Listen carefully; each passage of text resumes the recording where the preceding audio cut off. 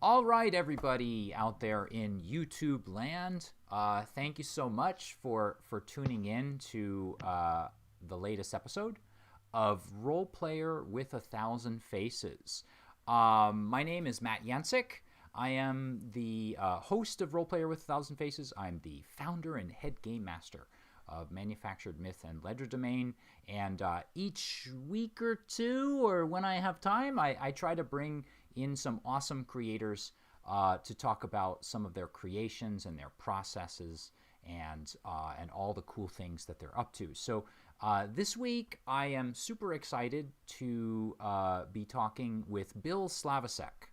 And anybody that knows, well, you may not, I think you should know him, but you may be super familiar with a lot of the properties that he's worked with and the creations that he's made in his lifetime.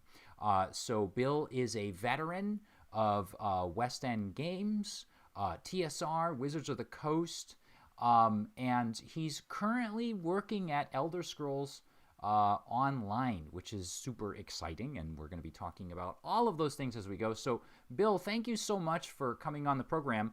How are you doing? Good. Thank you for having me. No, it's awesome to have you on. I am the one that is super lucky tonight.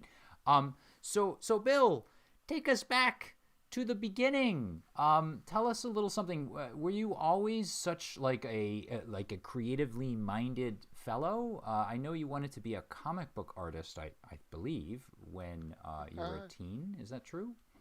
Yeah, actually, my earliest memories are me drawing. I was always drawing as a kid, and I loved comic books. Got into comic books when I was 3 or 4 from my brother who had them lying around, and I collected Marvel all the way through, and including today. I continue to buy comics to read and to enjoy. I actually went to school, the High School of Art and Design in Manhattan. I was a cartooning and animation major. I planned to go work for Marvel Comics one day, and I did get to work for them for a while, but not as an artist. Turned out that when I finished that high school program, I was looking at art colleges. Art colleges wanted you to do art 24/7, and I liked some of the other courses as well. I liked more rounded education. And I also found during high school, I got into writing. And I found that I could write to the level I felt I wanted to reach easier than I could get my art to that level. I was good at art, but it was harder to reach that level that I thought I needed to be at to be professional. So I looked around. St. John's University offered me a bunch of credits for my English AP and all that kind of stuff. So I went to St. John's University in Queens for the major was communications, but it was basically journalism, print media. Worked on the school paper, the weekly, and that's really how I got from art to writing. I did a lot of art during that period. I worked, for the newspaper as well. But eventually that kind of fell away and the writing took center stage. What do you think? Because when you mention, what's interesting to me is that you mentioned both writing and art, and maybe at a certain point feeling that you had to make a bit of a choice. What do you think? Like when I wrap those two things together, it makes me think in general of storytelling, particularly if you're talking about like becoming a communications major or whatever. What do you think it was when you were a teenager in high school or even younger that so interested you in conveying a story, telling a story either through images or words or whatever? What caught your I interest? think it started with comic books. I think that really got me into reading. And I read voraciously real books after that, as well as the comics. Um, but I also watched a lot of TV. Sequential narration and storytelling just seemed to be uh, something I was always interested in. And even with the comics that I was drawing for myself, they were always stories. I was always making stories. Um, in high school, I also discovered, I was reading Stephen King, one of my favorite authors of the time, and really uh, very influential on my early writing. Um, I found Dungeons and Dragons. It had just come out when I was in high school, and and that was basically storytelling in a different form. And I think between those things, sort of Shannara, I was very Mm-hmm. influenced by, and also Star Wars. And all of that kind of converged, and little did I know it was my training for the career I was going to wind up in. Yeah, I was gonna say all of that stuff, except as far as I know, Shannara. I don't know. Maybe you have some connection to Shannara later on, but Yep. all of those things are the things that you basically ended up going on to do. Like, were you? I can say that my parents were extremely supportive of like the idea of me wanting to go out there. Did you have supportive family or friends around you, or was it a bit of a like was it tough, or did they say okay he should? No, everybody was very supportive. My family, even at a younger age, it was always my choice. Where did you want to go to Catholic school or public school? I said public school. Did you want to, what do you want to do? Well, I want to go to the art school. That's fine. You can go to the art school. So very, very supportive. And most of my friendships have also been in either people who have the same interests. They like comic books, they like games.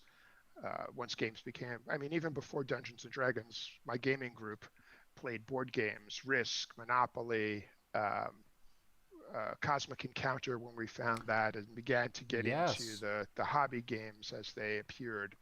Um, yes, I am is old enough to be at the beginning of all of those things. that's Uh, but as a kid, I'm a generation or two behind Gygax and the Zeb Cooks, and then comes me. So the right. Jeff Grubb is up there with Zeb, and then I'm the next group after that. That's not a dig at Jeff, is it? No, not at No. all. But he is slightly older than me, so Okay. Got it. Got it. So what is it? So what was that? Was that like are we talking the late 70s now, early 80s?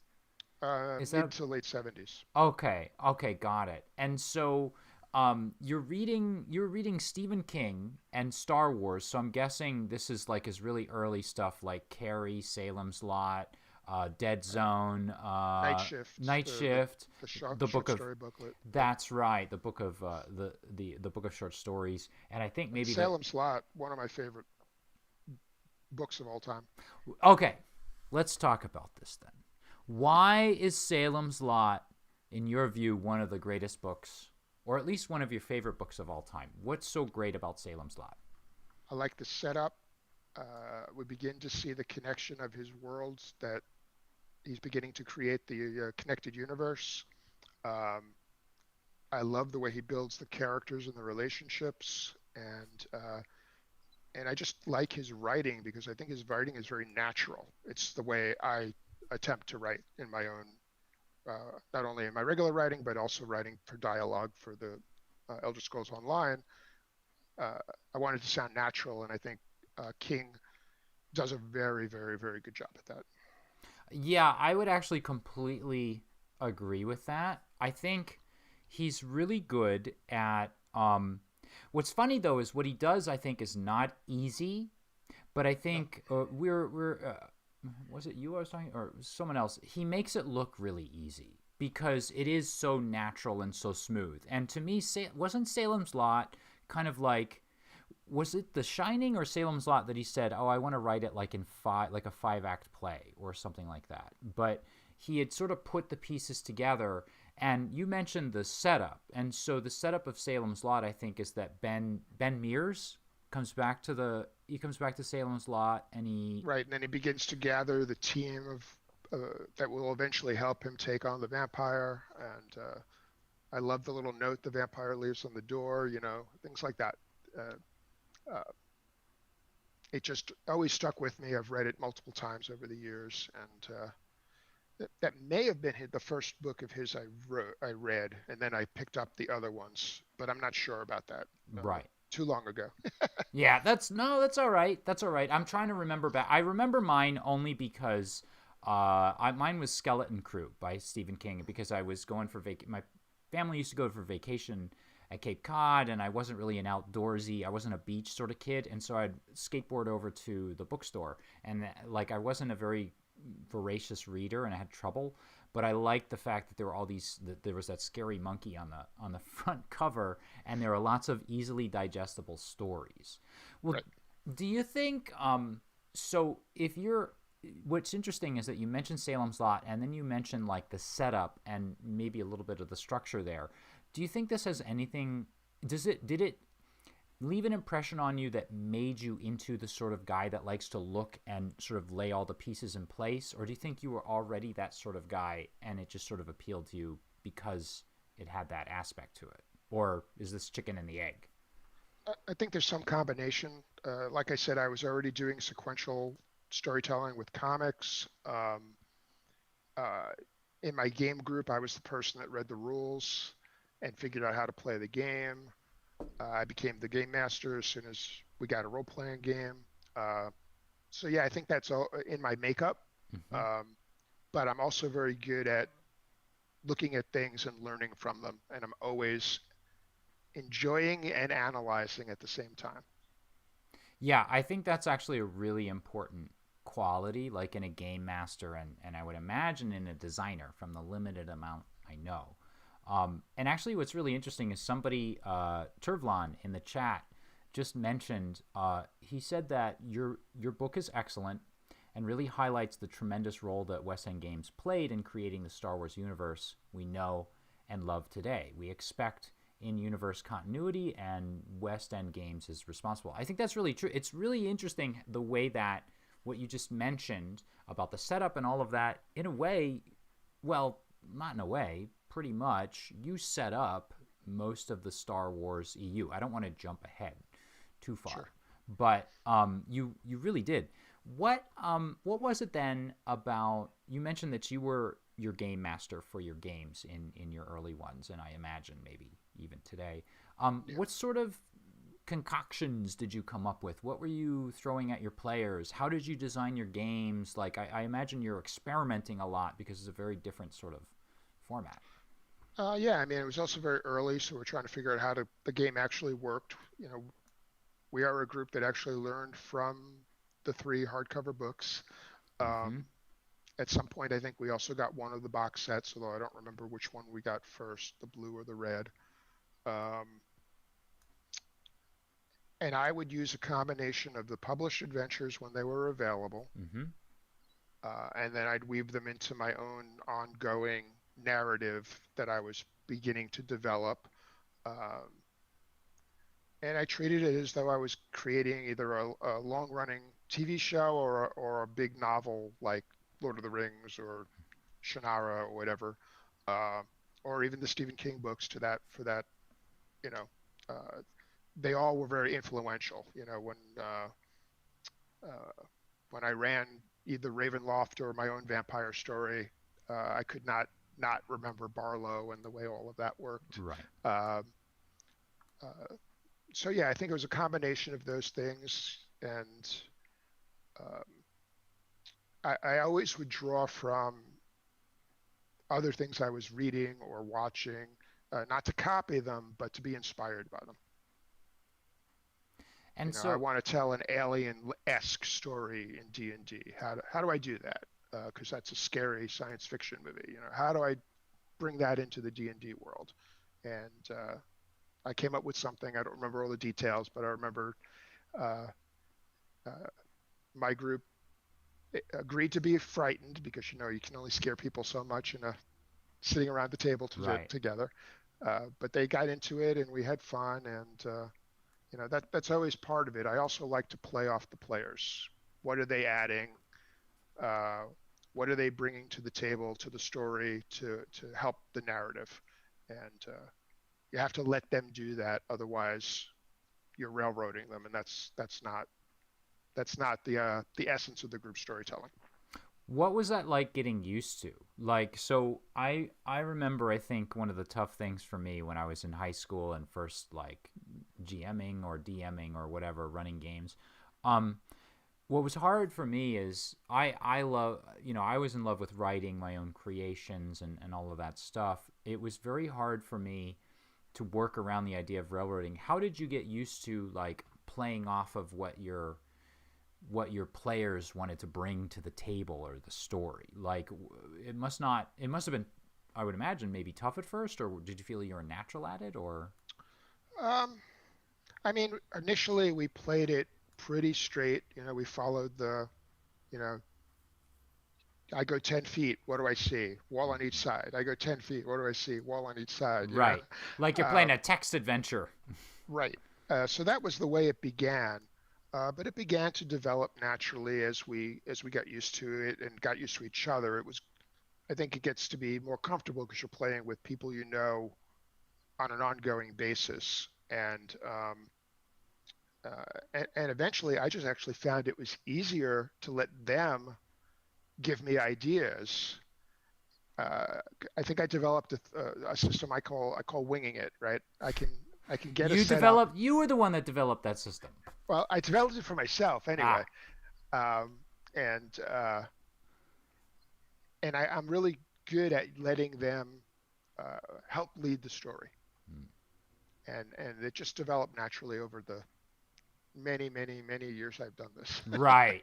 Yeah. And so you're playing RPGs and you're thinking, okay, maybe art, maybe writing. You end up going to school for communication because you sort of realize that you want to maybe focus on one of those two talents and maybe really put your... Well, I originally had an English degree, and because I wanted to be a writer, and I thought that was the way to go. It turns out that you don't do a lot of writing as an English major. So I quickly switched over to communications, got into the journalism program, and that was really, it wasn't creative writing per se, although I took classes for that, but it was a very intense lesson in writing very quickly. Because we would go to a class, we'd have a typewriter on our desk. This is before computers were massively available. And the professor would be the person we're interviewing. We'd have to do our interview, write the story, and turn it in before the class ended. And I just learned how to form my thoughts and write very quickly that way, and hit deadlines. And that was very intensive, and it really helped a lot. And then later, of course, on the side, I was also doing creative writing and playing with novels and pitching scripts to Marvel, and trying all kinds of things as I tried to figure out what was I going to do once college was over. Right. You like desperately like, oh my goodness, what am I going to do now? Like graduation, I can no longer live on my parents' dime. What am I going to do? So what's interesting though about that is that I would imagine that having to make these little micro articles that you're maybe making in class, I mean, you probably get a very quick sense of like what the whole big picture is, what to trim out, what the most important kind of threads are through it, and then maybe how to convey it to someone else. I mean, actually, it sounds like a really good workshop for like future game masters or just speakers, communicators. I found it very good for learning how to write to an audience. Right, because you've got to convey that. I mean, there's that thing where, and it happens in games all the time too. But as a journalist, it's particularly crucial because you're theoretically, transferring the truth to someone else, right? So you've got to look at it through like a neutral lens, distill it, and then convey that to someone else in a way that they are going to form their own opinion based on like what you've seen, but hopefully what is truly, I guess, neutral. So from that, then you kind of do this a bit of a turn here, because you went to work for a newspaper after you graduated, and you were there for about a year, but then suddenly after a year you're at West End Games. I did a year at the Queen's Chronicle. It was a weekly in New York. It was a very interesting experience. I did a lot of local politics stories, a lot of slice of life things. But after a year, it turns out that you start doing the same stories again. It's a cyclical, a lot of it is cyclical, because the same events occur every year, and the same things that they want to cover occur every year. And I could see that this was beginning to get repetitive, and it's a weekly. If I'm going to stay in journalism, I should either look for a daily, or maybe take the jump to TV or radio or something else. So I started looking around, and during that time, I was also doing articles for Marvel Age, which was Marvel Comics fan magazine at the time. Right. I was the mutant reporter.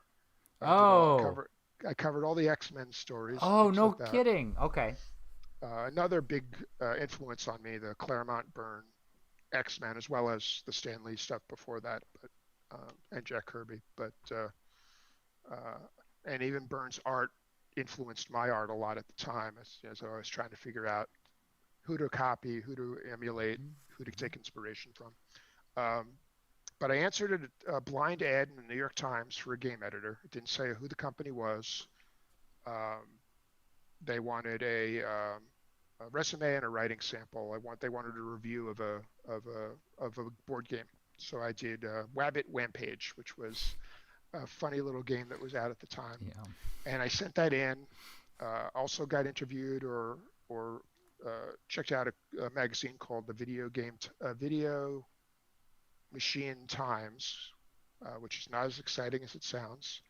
I don't know. Those magazines were pretty cool back then when computers were brand new. It was kind of cool. But they covered a lot of stuff. They were technical journals in a lot of ways, and they actually offered me a job.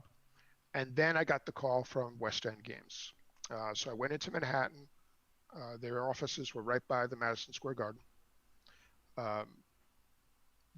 Got interviewed by all the people there. Later, they're in Honesdale.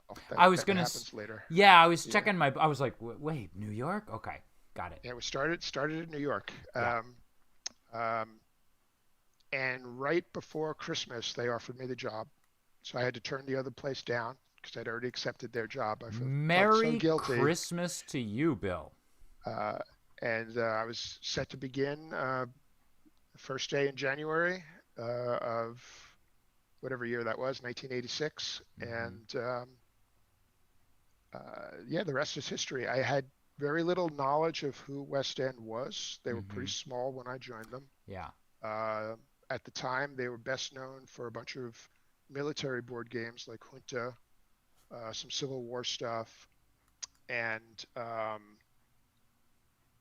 they had done the role-playing game Paranoia, which I had not yet encountered. Most of everything I knew was either Traveller or D&D at the time. But they seemed interesting. It was certainly more exciting than the Video Machine Times, and I jumped in wholeheartedly. They hired me as an editor, but before the year was over, I was editing, designing, developing, the whole nine yards. So then you didn't know that it was West End Games originally, and then at a certain point you kind of find this out. I mean, I would imagine. What do you think at this point? Like, do you think, man, this is it. This is what I want to do, or are you thinking, this will be good until I can find a job as a newspaper, working on a whatever newspaper or a magazine, or was this just? How did you feel about that? Because they didn't have Star Wars at this time, right? No, they didn't. They had just gotten Ghostbusters, or Ghostbusters was about to come out. Right. I don't exactly remember, but my guess is that at that time, I mean, I was right out of school, a year out of school. It was a job. Uh, I was going to do it for a while, see how it went, maybe think about, I had never thought about TSR as a career, Yeah. Dungeons and Dragons. I said, Yeah. maybe this will get me to that. Um, Maybe I'll go back to journalism. I had options, right? But I Right. figured this looks like fun. They're going to pay me. Yeah. Let's ride the wave and see what happens. And once they got Star Wars, I think my goal, my career was set. Yeah. I was going to stick with it after that. Yeah, I think that's great. So what do you think it is? It sounds like okay, so first of all, it sounds like it's a smaller company, which means you can kind of leave more of a mark. But what do you think it is about Bill Slavicsek that after 1 year you sort of like you come in and you're like wet behind the ears and like have no idea what's going on, but you kind of like, okay, what is it that happens over that year that propels you to become you became just a full-fledged editor, correct? At Well, WEG. I started as an editor. Okay. You start. Okay. I became a game designer. Mm-hmm. But I always once I became a game designer, I always did both jobs. Mm-hmm. Whatever they needed, I could do. I was a pinch hitter. Um, and then by the end of '87, beginning of '88, I was in charge of the creative staff. Um, so So tell us about what you did right. I'm the teacher right now, and I'm telling you, don't be modest. What kind of qualities or what sort of eye did you bring to it? Why did they choose you to do that? first thing I always do, and I always tell my new employees, sit back, listen, figure out what's going on before you jump in and put your foot in your mouth, right? So I spent my first couple of months learning everything I could, figuring out who everybody was and what they did, uh, and determining what they liked and what they didn't like in the products. Um, uh, West End Games, it wasn't a large place, but it wasn't two people in a room either. There was like 12, 15 staff members between art and design and development. It actually had a development stage, which was rare, uh, but that's how I learned how we did things. First you get someone to write and design it, then it goes through a development phase, which is play testing and refining the rules and making it all work as perfectly as possible, and then it goes to an editor before we publish it. So that was the system I learned. I learned from Paul Murphy, great editor and writer, Greg Kostikian, great game designer, um, and and the whole team at that point was just individual gems of brilliance in their own fields. So it was almost like a new college course for me in a lot of ways. But I also brought to the table a work ethic. Like I said, I learned how to hit deadlines like nobody's business. I could write quickly. I could write cohesively and clearly. My stuff did not, I mean, editing is always great, but it didn't need it. If it had to get shipped out, it was usually uh, clean enough to do that. Um, so I think all of those things uh, came together once they also figured out that I actually knew something about Star Wars. Right. Um, when Star Wars came out, it blew me away. I saw it. I took the day off from school to go see the first showing in Manhattan. We stayed 3 times that day. I think I've seen it 38 times that summer and fall. Star Wars was around forever, and I took everyone I knew to see it so I could see their reactions. Right. Um, and once we began working on the project, originally I wasn't scheduled to be on it. I was, we had somebody had to do everything else. I was going to be the everything else person. Uh, but things were conspiring against them. Paul was a little behind on the editing of the book because I think Greg had turned it in late. Um, so they subbed me in to help edit and finish the editing of the core book. Uh, The big thing I did on that was the adventure at the end. There was other parts, but that was the core piece that I took on. We would develop the format that we would use for adventures moving forward. And then when right after he turned it in, Greg Kostickian left the company. So Curtis Smith who was writing the source book, became the creative lead for the team, and management took him away from creative. So he plugged me in to help him finish that book. He'd only done about 10 pages though, so I had to finish the other 134.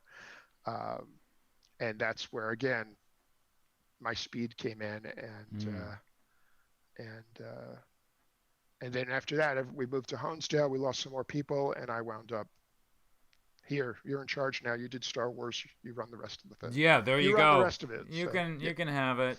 Let me ask you about that time period though, because I remember that time period. So of course I saw Star Wars first run, but I was probably 5 years old when I saw it. So I didn't really absorb it. I was a teenager. So. Yes, so you've got something on me when it comes to that, right? So it was probably not until like the second or third time, like when it was re-released like a year or two later or whatever, that I really started to absorb it. But one thing I do remember is forever I was known as like the Star Wars kid. I was always that kid with the Star Wars t-shirt. And I do remember after at a certain point there's a lull in Star Wars, and most people probably can't because most people that I know that are fans are at least 10 years younger than me, and so they've known it since it was kind of like restarted or reset, like in, I want to say like the early 90s or something like that. Like that's when it really started to take hold again.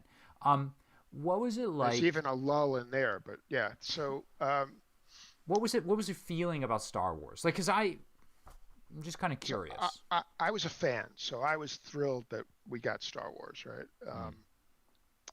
And I couldn't really wait to work on it. I knew that even though I wasn't initially part of the team, I knew eventually this was going to be a hit. We were going to get to do it. But then the rest of the world.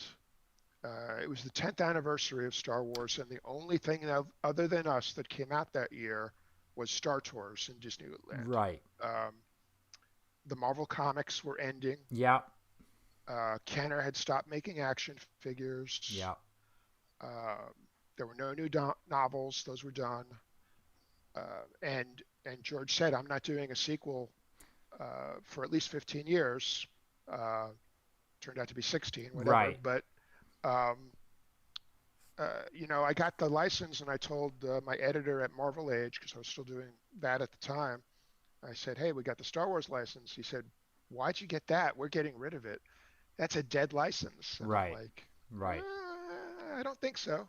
But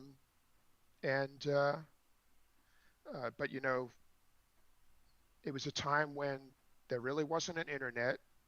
All of my research was on the 3 videotapes, watching them and pausing. Yeah.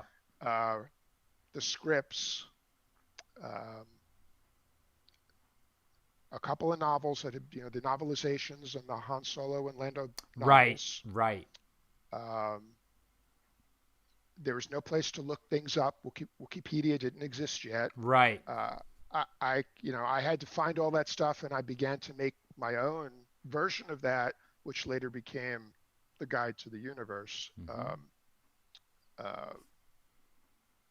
So all the research had to be done in the tried and true method I learned as a reporter. Right. Yeah. And that was a lot of fun. We didn't realize we were creating something that was going to be what it's become. Yeah, it's the foundation for what you see today. We just wanted to make a good product, and be true to the thing we loved.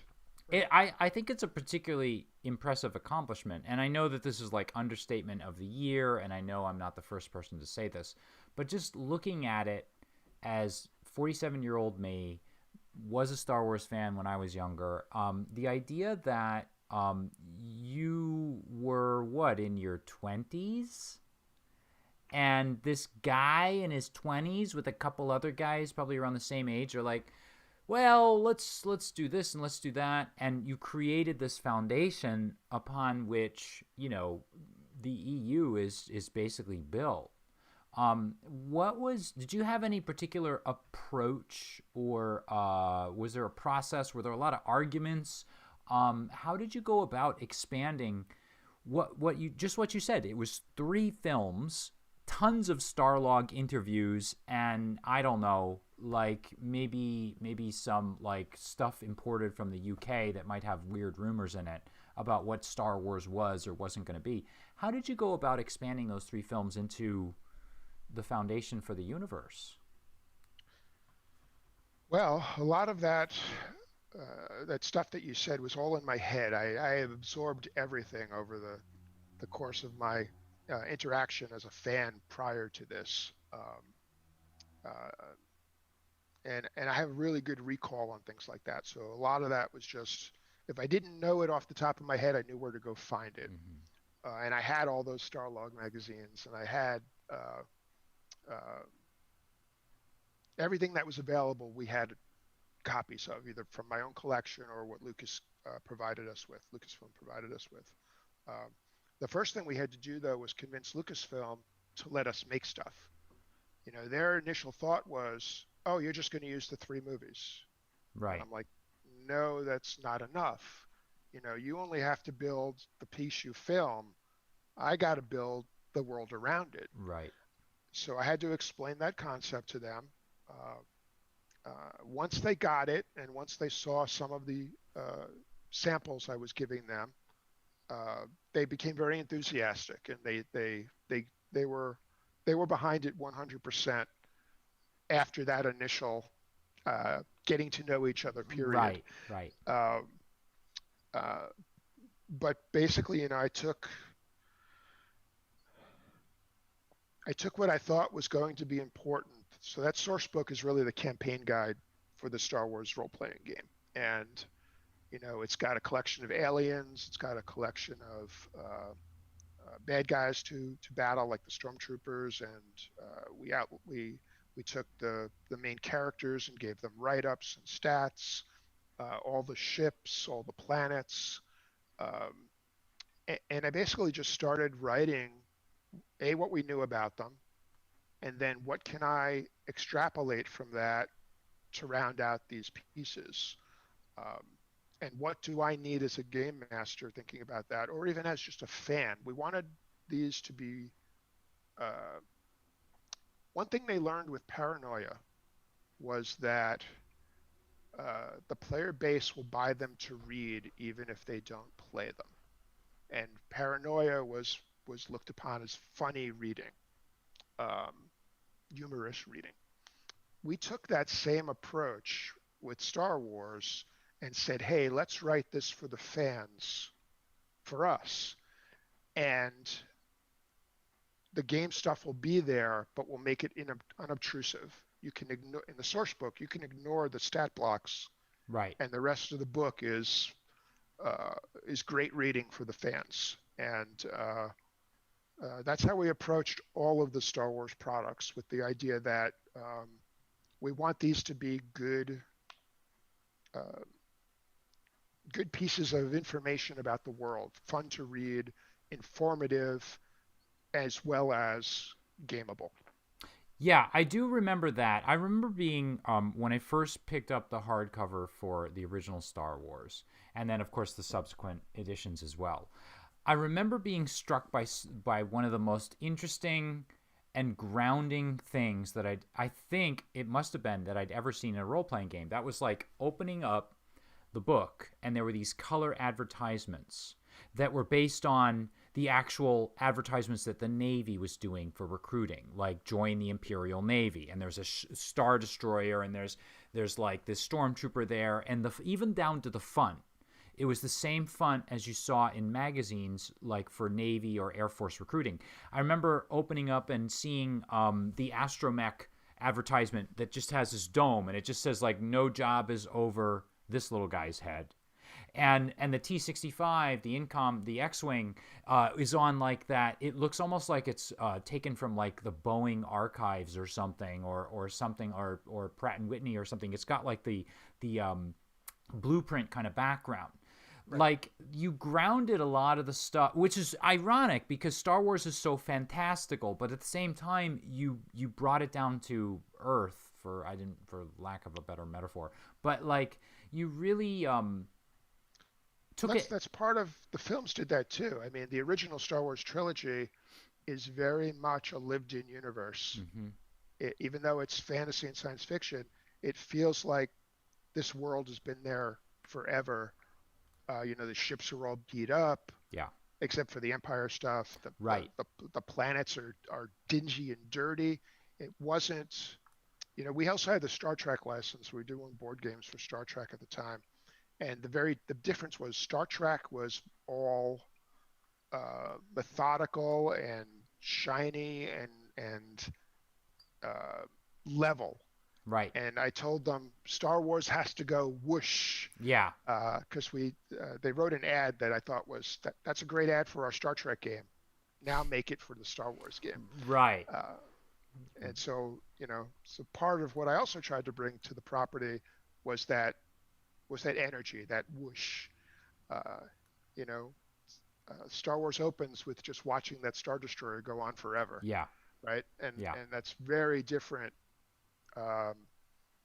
than say the more cerebral approach of like 2001 and the early Star Treks, which were there's no sound in space, right? So yeah. Whereas we get the rumble of the ship as it goes by, and so very different. And we tried to bring that into the product as well. Yeah, you can absolutely. I mean, I don't even have to tell you this. You know it, but you can absolutely feel it, and it's gone on to inspire millions of people, and who are become like just ridiculously emboldened, I think, and just, I mean, the amount of fun and the hours of fun that you've created through that stuff and the stories is just incredible. I'd like to shift gears though, because now we're talking about a licensed property. But now I'd like to hear a little bit about, I think at this time, or maybe a little bit later, where you were creating Torg. Is this correct? Can you tell us a little bit, like, I would imagine like going from a licensed property to like something that you've created on your own. Do you just sort of feel like, man, I'm free now, I'm just going to do a bunch of crazy stuff and just enjoy it? Or was it not quite like that? Well, so I try to bring as much energy and creative width and breadth as I can to whatever projects I'm working on, licensed or not. I try to find those parts of the world to bring out and make new and exciting. So now we're in Honesdale. The company, West End, was owned by Scott Poulter, who also had a shoe company, Bucci Imports, and he decided to consolidate his businesses into one location in rural Pennsylvania because it was cheap. So we moved to Honesdale, about 3 hours from New York City. It's my first time away from the big city. I know. What is that like? It's frightening. Yeah. But hey, it was the beginning of a move that took me all the way across the country and back again. But so now we're out there. My team is some of the people from New York and some new people. I now have Greg Gordon on my team, and Star Wars is doing well. We've got Paranoia and Ghostbusters going well, where we've fully shifted from a board game company that makes the occasional role-playing game to a role-playing company that makes the occasional board game. Mm-hmm. And we're trying to figure out, what do we do next? And Greg had an idea for a multi-genre storyline and game, and he pitched it to me at lunch one day, and I was amazed by the concept. And I said, okay, look, we're going to do that next. I'll get the go-ahead for that. We're going to work on it together. you're going to lead the rules design. I'm going to lead the story design, but we're going to work together and make the two mesh. Uh, because I think you have to, right? Whenever you do a rule set and a story, if they don't talk to each other, it's not gonna Right. work. Um, uh, so that was the beginning of it. We decided to go really big. The name was originally an anagram. It was a code name. Mm-hmm. It was the other role playing game. This is the game you play when you're not playing Right. D&D. You're going to Yeah. play Torg. Yeah. Um, but by the time it came time to name it, Scott, the owner, fell in love with that name, and nothing else was going Right. to change it. So we had to make this made-up anagram turn into something in the world, Fit the world. and Yeah. and we did. But um, yeah, so that was the genesis of that. During that time, Paul Murphy had left to go work on Games Workshop. He did Mm-hmm. Space Hulk and some other stuff over there. He came back, and I had him doing some Star Wars things at that time, so I could concentrate on the Torg product. He did the Rebel Alliance source book at that point in time, and yeah, I mean it's maybe the most ambitious project I ever worked on because it was 5 worlds to begin, I believe. We're going to do 5 different Mm-hmm. products. Um, we wanted to make sure that the genres, we had a story where the genres actually came together in a strange but sensible way. So it was kind of Mm-hmm. GURPS with a story, Mm-hmm. uh, but also uh, Torg is probably the most complex game system I've worked on, but it's still not as complex in my mind as GURPS, which I've always found uh, just a little too number heavy for me. Um, uh, but it had a core mechanic, which is also something I've tried to use a lot in my design career, uh, a core mechanic that everything else builds off of. You like to say the original Dungeons and Dragons was kind of a Frankenstein's monster. Whenever they needed a new rule, they made a Right. new system They and just. Yeah. and tacked it on. Yeah. Uh, both Star Wars and Torg uh, had a core dice mechanic that did everything, Yeah. and that's what I've uh, always used ever since in Yeah. whatever game I've worked on. And I would just say, for those of you that don't know, I mean, most people, everybody knows the original D6 Star Wars is the one that everybody says is the greatest Star Wars game ever. But a lot of people argue that just Star Wars in general, and this is very rare, I would say, for a licensed property game, is thought to be also one of the greatest games ever, just in general, just simply because there's such a union between the mechanic and the feel, the look and feel, and the mechanic go together so well. They flow together so well.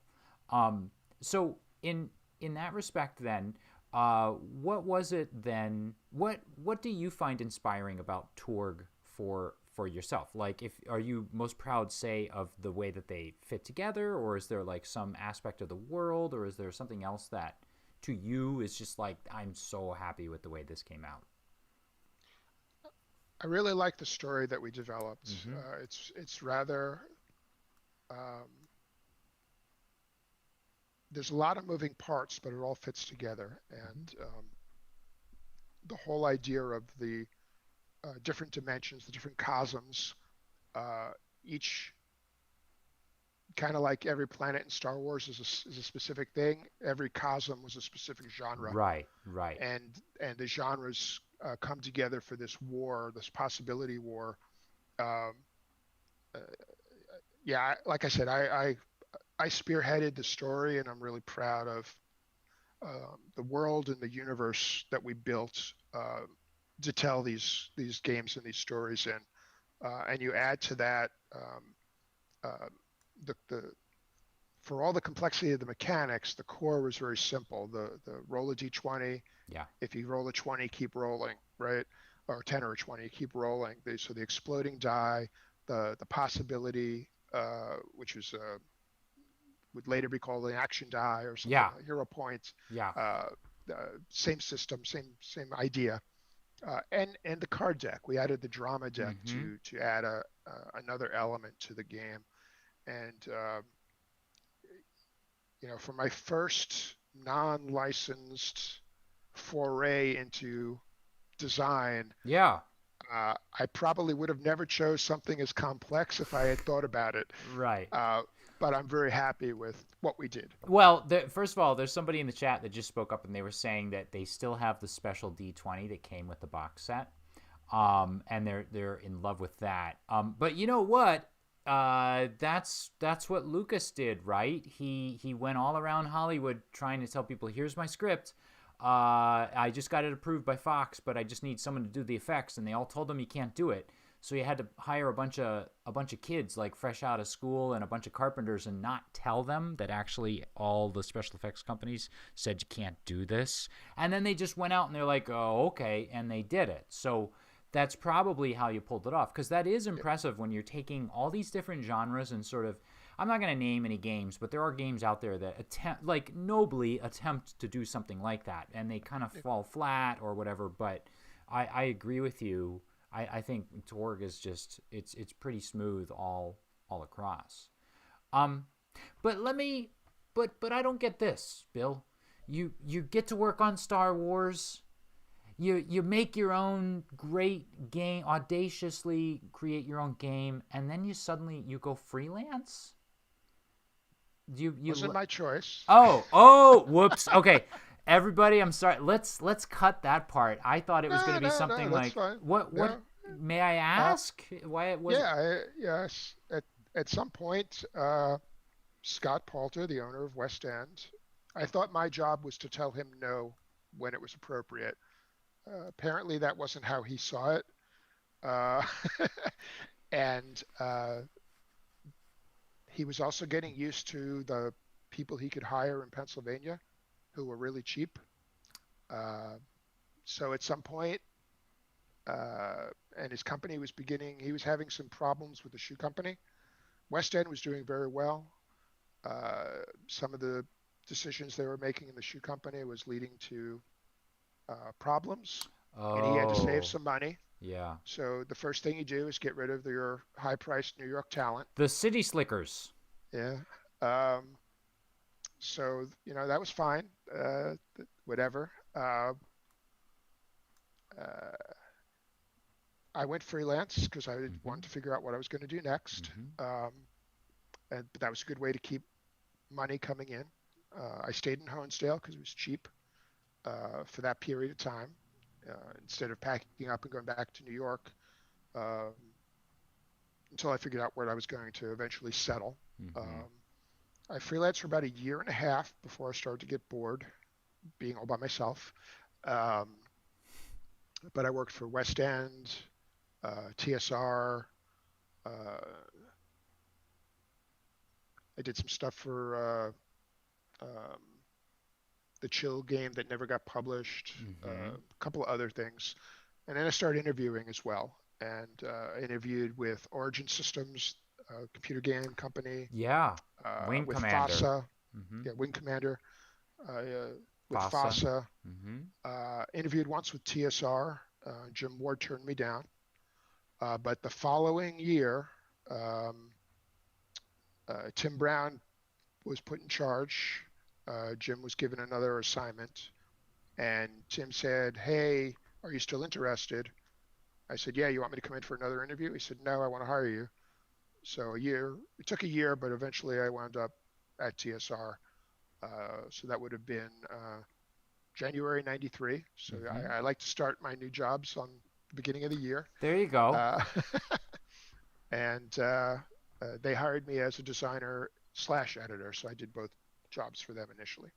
And so the funny thing is, I would think that after having worked on Star Wars and developed Torg and all of that stuff, like it makes sense to me that somebody would just eventually snap you up. I don't see you going that long without between works between. Some companies were concerned that I had been the boss and they didn't want to hire. They weren't looking for a boss, and I Right. wasn't looking to be the boss. Right. Uh, but you get some of that. Um, and some things I just didn't like. I didn't like the Origin uh, job that they offered me, so I turned that one down. So it goes back and forth, but Yeah. eventually I got in with TSR, which, frankly, if you're going to be in the paper game industry, that's the top of the heap. Yeah, So I mean, most people, the idea of just working on Star Wars, say, or designing your own game, say, or going like any one of those things would be something, but you're kind of hitting it out of the park with like each one.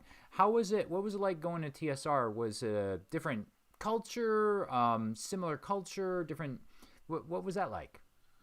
it was a little different. I mean, they were the big boys, but they did things a little differently than I was used to. They didn't really do development. They did design and editing. Uh, um, so I was trying to at least explain the West End system to them when I got there.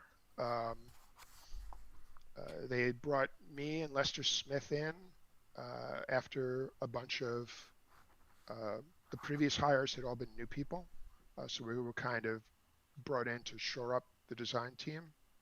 Um, Zeb Cook and Jeff Grubb were still there, but shortly after we got there, both Zeb and Jeff left for other opportunities. So we kind of came in as the old guard were getting ready to leave, and it was time for a new guard, I guess. Mm-hmm. But it was very much that they did a lot more products in a year than I did at West End. The staff was bigger. The company was bigger. Um, uh, so it was an interesting switch over and learning. But at the end of the day, all of that is kind of noise to me. As long as I get to work on products that Your excite me, cool stuff, yeah. that's all I really care about. And one of the first things they put me on the Dark Sun game Mm-hmm. world, Planescape. I got to work on. Designed Council of Worms. Um, so I was having cool stuff to do, and that's really at the end of the day what I want to be doing. Yeah. Can I kind of rewind a little bit here and ask Yeah. you something, just so that I can kind of clarify, because I don't know if I really understand this idea. You said that TSR didn't do development, and you kind of mentioned this before at other points about development. Can you explain to me maybe the differences in the steps as you are, I assume, as you're creating the game or thinking about how to create the game? What do you mean when you say development? So the West End model that I've kind of used wherever I could for the rest of my career was a designer or design team created the rules and wrote the initial draft of a product. Then either a single developer or usually a small team of developers would take those rules, play test them,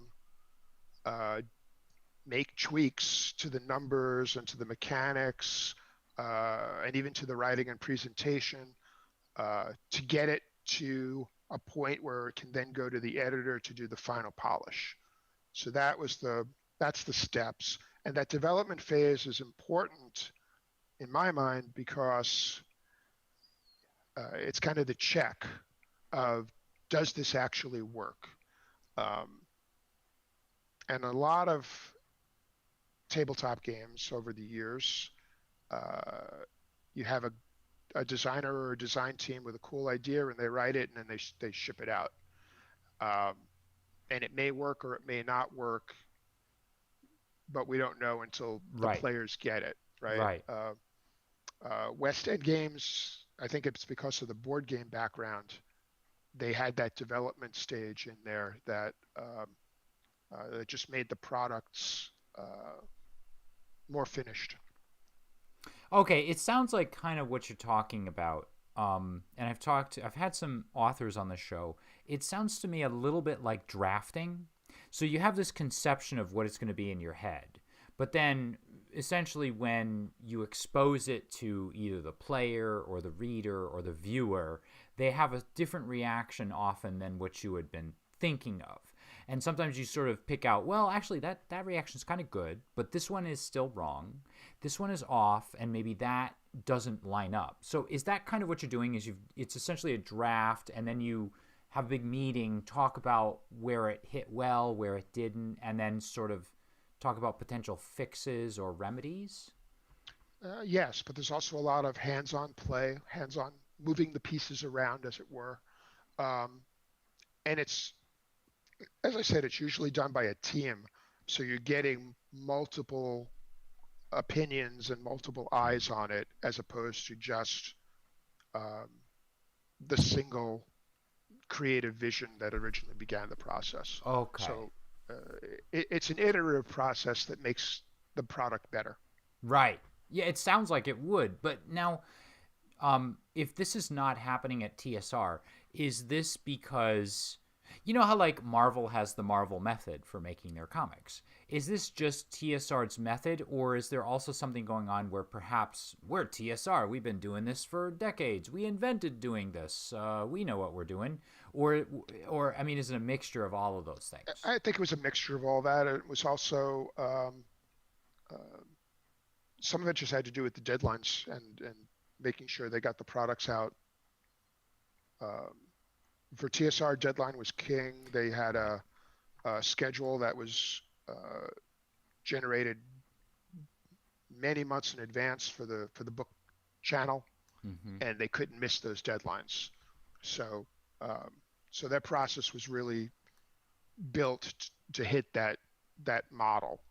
Um, um, but that didn't mean that things couldn't be improved. And so I tried to do whatever we could along the way to get some of that developmental process into the mix, even if it was unofficial.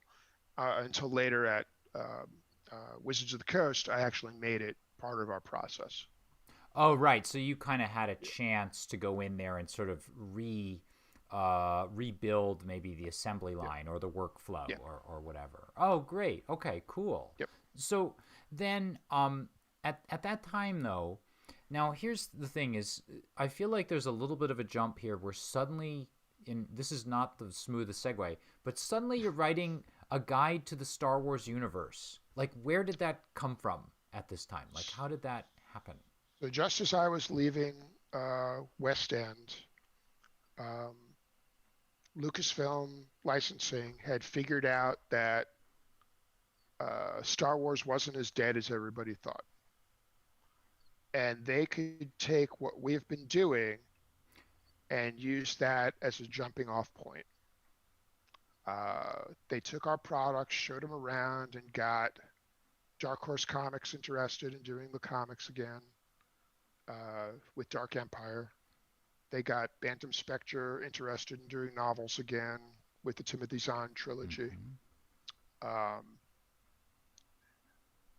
and they took all of the stuff that we'd created and gave it to these other creators, other licenses, and said, make it match this stuff. Use this stuff as your basis. Um, and that became the beginning of what would officially become the expanded universe. Um, uh, as I was leaving West End, obviously I went to Lucasfilm and said, "Hey, do you need any? Do you need me?" Right? Right. Um, and they didn't really have a spot for my talents, but they wanted to retain what they knew I had. So Lucy Wilson, who was my contact at Lucasfilm Licensing at the time, uh, she contracted me to create this second edition of this older book, which was very thin and skinny, called A Guide to the Star Wars Universe. Mm-hmm. And she said, make it big, put everything in your head into this book so I can use it elsewhere. Right. Right. uh, it became like the Bible, their Bible, story Yeah, Bible, right? sure. Yeah. So we set up a dictionary style format. I worked with editor Sue Rustoni. They got it published through Del Rey, but my contract was with Lucasfilm. Um, and I basically was like the gatekeeper. What do I put in this? I don't have room for everything. Yeah. So only what I considered the most important, most Star Warsian elements went into that guide. Um, so I left out all the Marvel comics because while they have some interesting stuff, they were built while the movies were in progress. So Yeah. a lot of it doesn't make sense in the world as it developed. And other things along those lines I left out, and I brought in all the stuff we did for the game, all the stuff in the movies, a good chunk of the things from the original Han Solo and Lando books, and that became. I mean, she wanted a database, but nobody knew how to build one yet. So my book was the beginning of that. Yeah. Yeah. It became the Rosetta Stone for and the I did universe. that while I was freelancing. I actually finished it when the month I got to TSR. So I was finishing the book as I was starting my TSR day job. Right. Wow, so you're really like during those freelancing years, I mean, you were working on multiple projects, and was it hard to keep them all straight kind of in your head, or was it just, oh, this is great? Yesterday I did Star Wars, today I'm doing... Yeah, I love doing that. And, I am a multitasker. Yeah. Which I think is why, even as a manager, I'm also a creative. So I like to mix it up.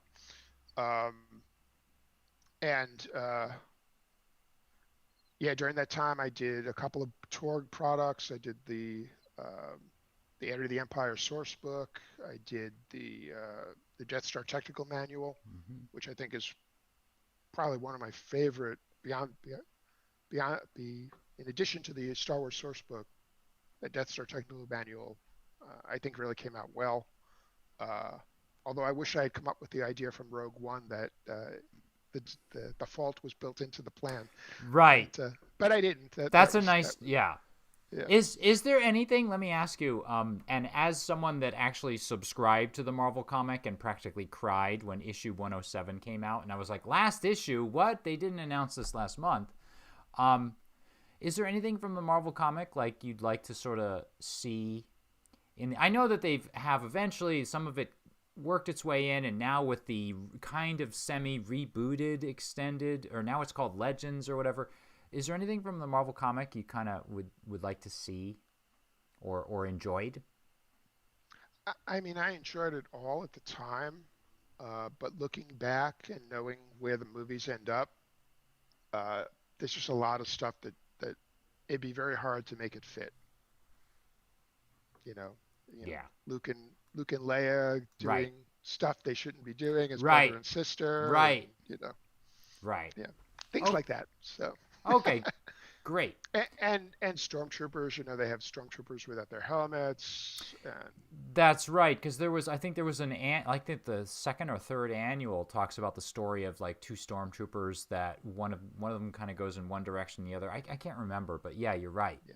You're right. One of the things, there were things we weren't allowed to do, and one of them was delve too deeply into who the stormtroopers actually are. So with that in mind, I had to leave that Marvel stuff out. So. Yeah. So now the new Marvel comics, which are part of continuity, are very good, and they're building them into the continuity from the beginning. So I think that's pretty cool. Yeah, you can kind of see there's a machine behind all of that, and it's really sort of trying to keep everything relatively in place so that there's maybe some wiggle room in there, and maybe sometimes things overlap. But for the most part, if you kind of willingly suspend your imagination, you can easily see the way that it all kind of works out. So yeah, I would agree. It's a lot tighter, I guess, now. Yeah. So then TSR becomes Wizards of the Coast. We're fast forwarding a little bit. And then now you're director of the product group for the TSR product group, and then director of role playing game design. Right. Is that? TSR also ran into financial issues, Mm-hmm. and uh, the company was in dire straits. They were doing everything they could to find a buyer. They wanted to save the property and the staff. Um, uh, and this is a whole story, but through wheeling and dealing, eventually Peter Atkinson and Magic the Gathering and Wizards of the Coast come out of the woodwork, and Yeah. they ride in Yeah. like the White Knight and Yeah. save the day. Uh, Very gracious to us. They interviewed the whole staff, and they took most of us with them to Seattle. Um, Once we get out there, um, uh, Peter plans to keep the TSR group as a separate entity within the company. Um, Initially, he is going to run it, but then uh, the board wants him to concentrate on he's deciding whether to go IPO or sell Wizards. So he's got to deal with that. So I'm part of the committee that he puts together to find someone to run TSR. And we interviewed half a dozen to a dozen different people, and nobody quite hit the mark. And I got a call from Peter one night, and he says, "You're off the committee." I'm like, "What did I do?" I'm new here. I'm making sure I'm not. We moved to Seattle. I don't want to Right. lose the Right. the, the gig. And he goes, "Yeah, we're going to interview you tomorrow for the position." Oh. I'm Yeah. like, "I didn't put my name in the hat, right?" He says, "Well, we want to see we're going to interview you. Yeah. Talk to your wife. Yeah. Tell me you're going to do it. I'll see you tomorrow." I said, "All right." And so they interviewed me, and they offered me the job. So for about a year, I ran the whole product group, business end and everything. But my background is really creative. Mm-hmm. So after that first year, we split the functions. Ryan Dancy took over the business end, and I took over or consolidated all of the creative.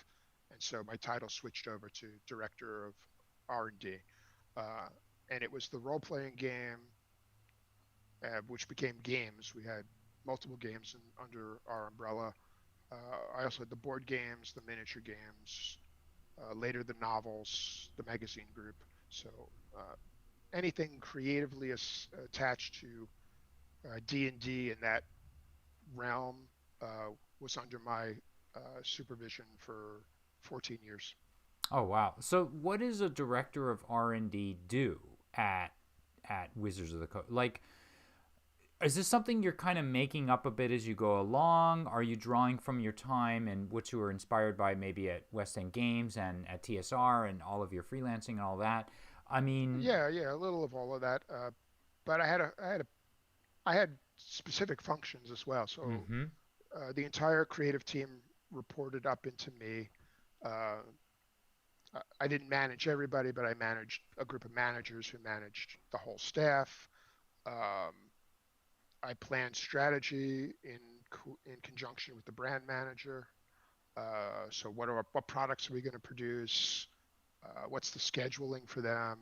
How do we get them done? Uh, uh, so basically everything related to the creation of all the products that came out in those 14 years, uh, I oversaw all of that. Is this now at that point where you like, aha, here comes development. It's going to go right here. Or did Yes, it not quite? So then you were able to sort of, and that was easy to do at Wizards because they had a similar project for the Magic game. Magic oh, the Gathering followed that format. Actually, it had a much longer development stage because their game is, because of the competitive nature, it was much more important to get every rule perfect. Whereas in the role playing game, we want most of them to be perfect because we have a game master. Some of it can be fudged. Right. And there's also, I mean, there's a lot of it open. I probably shouldn't say this, but I mean, a lot of it, would you kind of say it's safe to say it's like they want it to be a little bit rubbery so different tables can interpret it in different ways or whatever is best for To them? an extent, to an extent. But you want enough of it to be the same so that if you play in the store, it's the same experience for everybody and everyone's using the same basic set of rules. Right. That's one of the things that I've always wondered about when it comes to like tournament or competitive play with things like modules and whatnot. I mean, maybe it's just the way that I've approached it, but whenever I hear that, I'm very confused about how one game master or dungeon master can run it in a way that is fair for for like multiple sets of players, I guess. Yeah, well, a lot of that competitive tournament stuff was in the early days. I'm more talking about just we set up during my time at Wizards, they began the weekly gameplay in the stores, but it wasn't competitive. Mm-hmm. It was just play, but you want that play to be you want the rules to be of a level that if I go to a store in New York and then I go to a store in California, we're playing the same game. Right. So that's the level where you want it to be similar. Whereas with Magic, because it is competitive and there's money on the line, depending, you want those rules to be as tight as baseball or football or poker. Yes. Yeah. Right. Because they can be pretty picky about those rules interpretations. That's true. Yes. What so then 14 years. So it sounds like you're home. Like you've got all these wonderful accomplishments and whatnot. What are you doing for those 14 years? Are you just having so much fun, the time flies by and so many different creations, or is it kind of like Is it tougher than that? Has it become like a job at a certain point, or was it always just a job, or how do those 14 years go? So I've been fortunate that my career has been working on things I love. So it's I wouldn't say it was just a job. It's always been a labor of love. But that said, there's a lot more politics involved when you're dealing at the director, vice president level of a company that's as big as Hasbro, Wizards and Hasbro after they merged. You're trying to keep people below you happy, people above you happy, your peers happy. Some of that can be wearing, but at the same time, we produced a ton of stuff that I'm very proud of. I always tried to work on 1 or 2 projects a year to keep my hand in it because I didn't feel that I felt I was a better manager if I was also doing what the staff did, and also keeping my own creative juices flowing beyond just the creation, just the directional creativity. Worked on Eberron, which I'm very proud of. All the way to like one of the last things I did before I left was the Castle Ravenloft board game, which was a different type of product for us at the time. So yeah, I mean,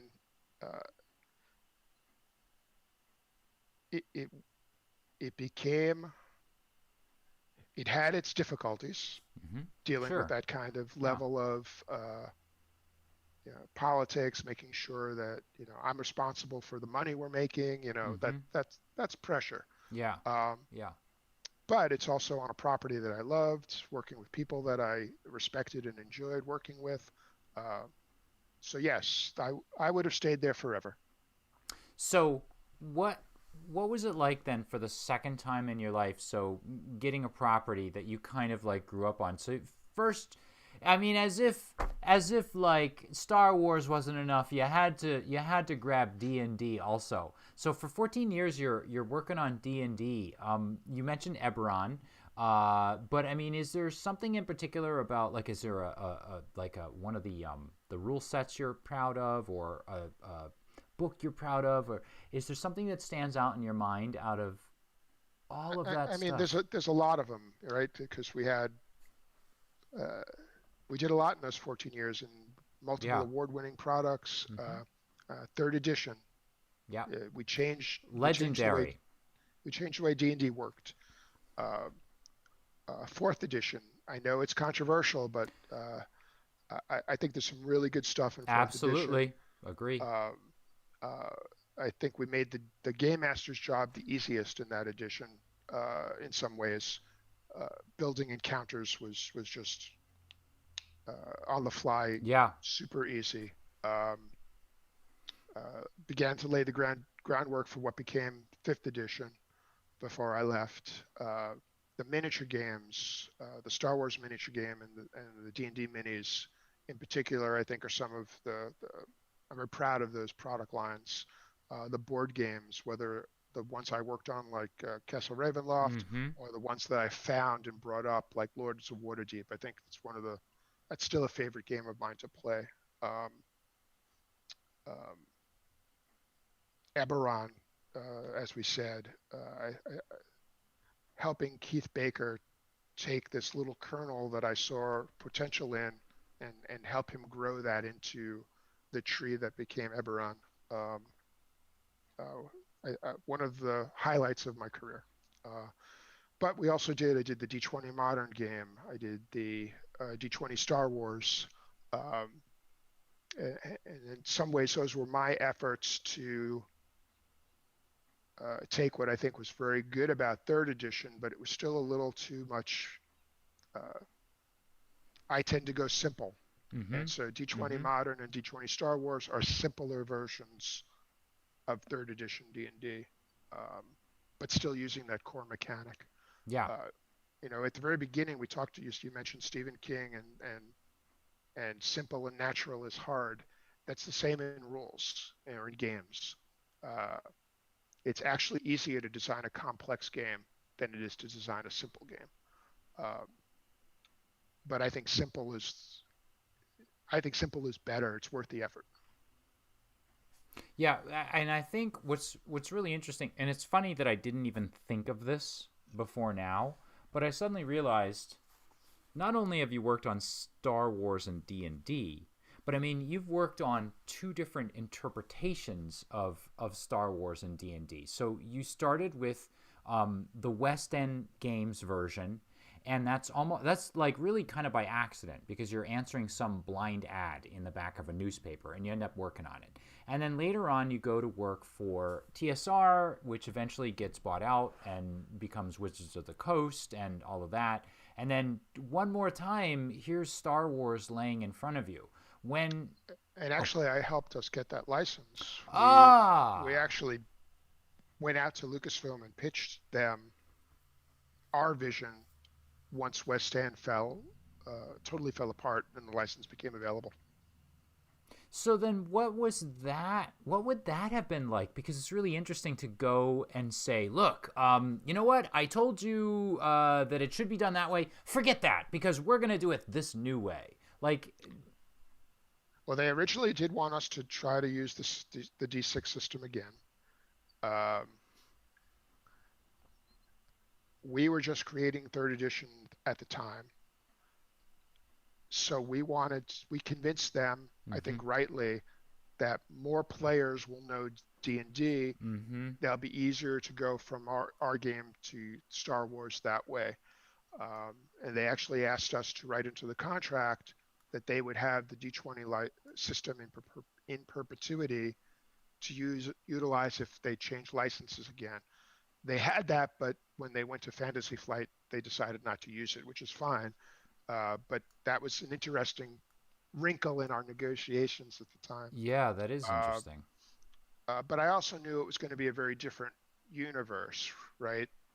We were not the only game in town like I was when I did it with West End, where I had carte blanche to basically make things up Right, that I wanted. right. Uh, we were There were a bunch of other licenses. Frankly, there were products like the DK books that could do a lot of what West End did.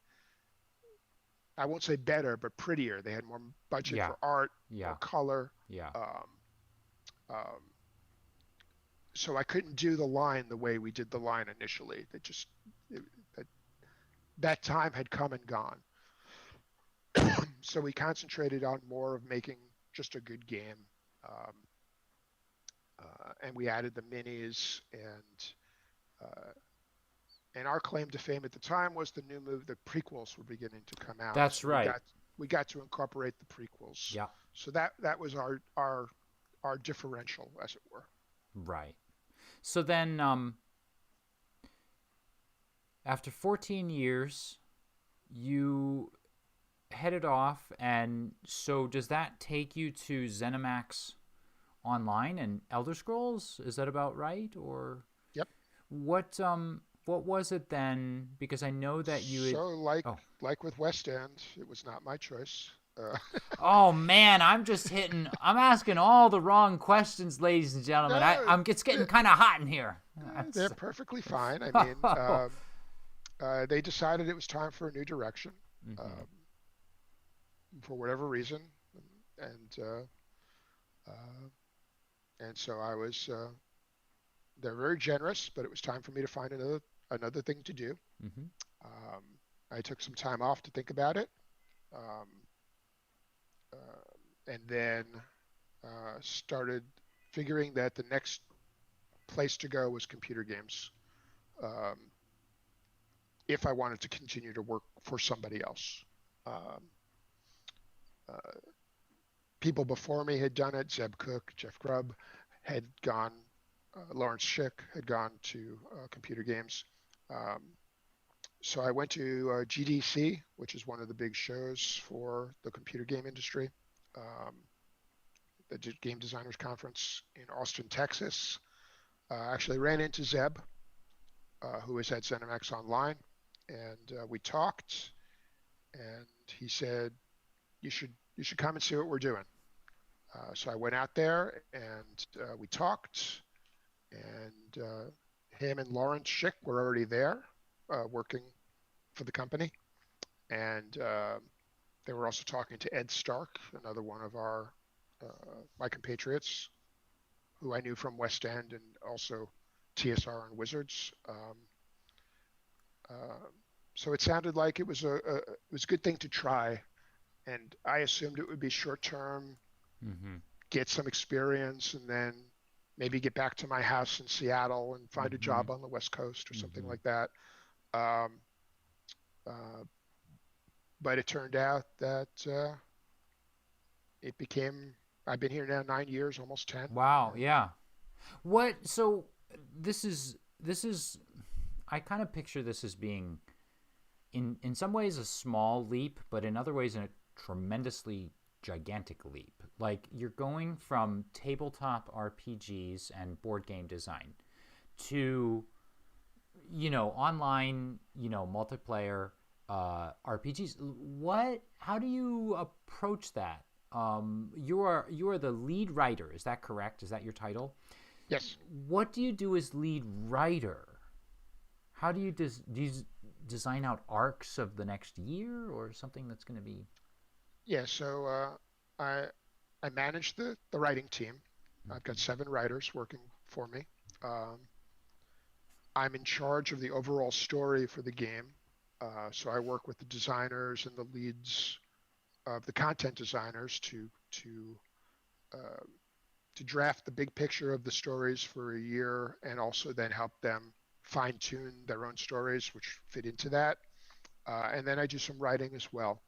Our game is fully voiced, so a lot of the writing is dialogue, which is very different than my tabletop writing. Yeah.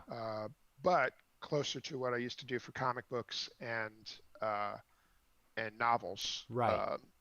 Right. So I had some experience, but my first couple of years here was learning. When I was hired, it was still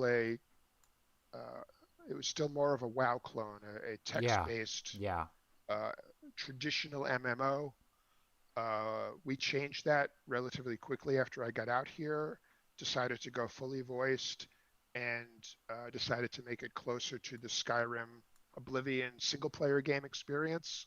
So we are an MMO that we kind of treat the game as a single player game, even though it's multiplayer. Right. We write it that way, and I think that allows us to tell deeper stories, uh, more complex stories, and uh, and I think our writing is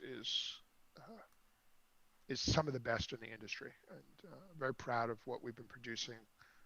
We're in our seventh year, and we're doing better than ever. Some of it's the COVID has helped a lot, unfortunately, Yeah. but Yeah. we were doing well before that, and we're on our studio head just had an interview uh, in the Washington Post about we're doing better than ever, and we're going to keep going as long as we have players. And so I'm planning out 5-year arcs even as we Oh, speak. I love it. I have to say, like, I don't know how you feel, but, or I guess I'm going to assume you feel the opposite of this way because you're a creator. But I remember when I was 10, 11, 12 years old playing, Wizardry, Ultima, Might and Magic, The Bard's Tale, things like that. And I remember being completely absorbed in these games. And there was this long period in my life where I wanted that again. I wanted, like, of course I love tabletop games, but I wanted that feel of being absorbed in a game that was a computer game where I didn't have to worry about getting 5 other people together to play. And it took me a long time to find a few. One of them is Elder Scrolls, but it took me a long time to find a game that's absorbing in that respect. I think maybe as I become an adult, I am an adult. The older, let's just say this, the older I get, the harder I think I am to get into it. It is for me to get into a game for various reasons. I have bills to pay. I have classes to teach. I have like a little company to run. I have all this other stuff. And there are only a few things that kind of like catch me and my time now. What's it like creating these stories? What do you look for in these stories that you're telling online versus maybe what you would have been doing in a tabletop setting? It's not that different. I mean, you want to tell a good story. So, and we want to tell a good fantasy story. So it's in the same vein. Yeah. But, and also just like the tabletop, I don't know who the protagonist is. Yeah. Because our game is the player who can do whatever he wants to, right? Mm-hmm. Or she. So in a lot of ways, there's a lot of similarities. But then we get into, and we're actually telling the story from beginning to end, where in the role-playing game, tabletop, I would just do basically setup, right? We'd give a suggestion of a conclusion, Right. but it's mostly setup, Mm-hmm. or setup and bit parts or bit scenes for you to interact with and mix and match as you see fit. Uh, so now, one of the things I really like to do is work with the content designers who are implementing uh, the programming, the actual movement and all of that kind of stuff, and helping them tell the story they want to tell and make it even better. That's kind of my day job, right? Yeah. So, Yeah. but beyond that, like I said, it's just telling good stories, telling good interactive stories, which is another slight difference to what I've been doing. Um, uh, Tabletop is interactive, but it happens at the table, not in the book. Right. Uh, in the computer, it happens in the computer. So, Yeah. Yeah. um, luckily, prior to this, I've always been a game player, which includes all the games you just mentioned, and I played all kinds of computer games. Uh, so I knew the theories, uh, just like with Star Wars and stuff. I was a fan, and uh, also in my job at Wizards, any of the licenses we had for computer games, approvals came through my team because it was creative and we had to make sure it matched the creative vision of D&D or whatever property we're talking about. So at least tangentially, I had a hand in all of that kind of stuff. So it didn't take as long as you might think for me to fall into the pattern and learn what I was doing and figure out how to tell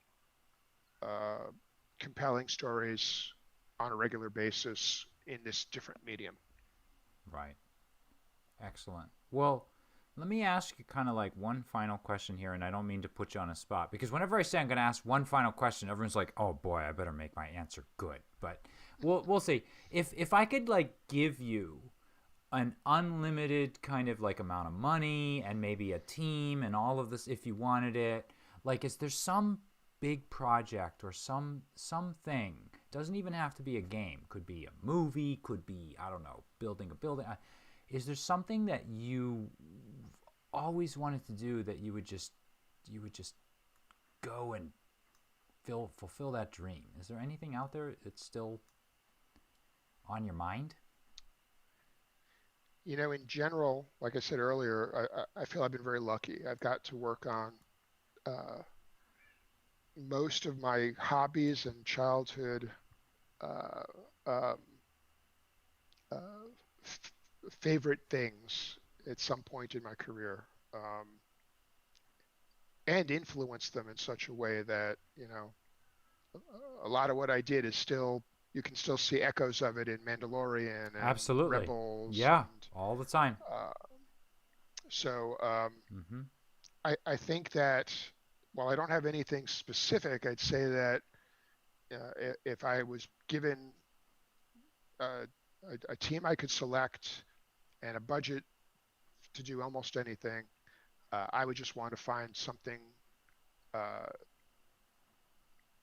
like with Torg, where we're creating something new and exciting to tell good stories so that people can enjoy it and have fun with it. And I don't have a topic because that's not my current mind is in Elder Scrolls, because that's where I'm currently working.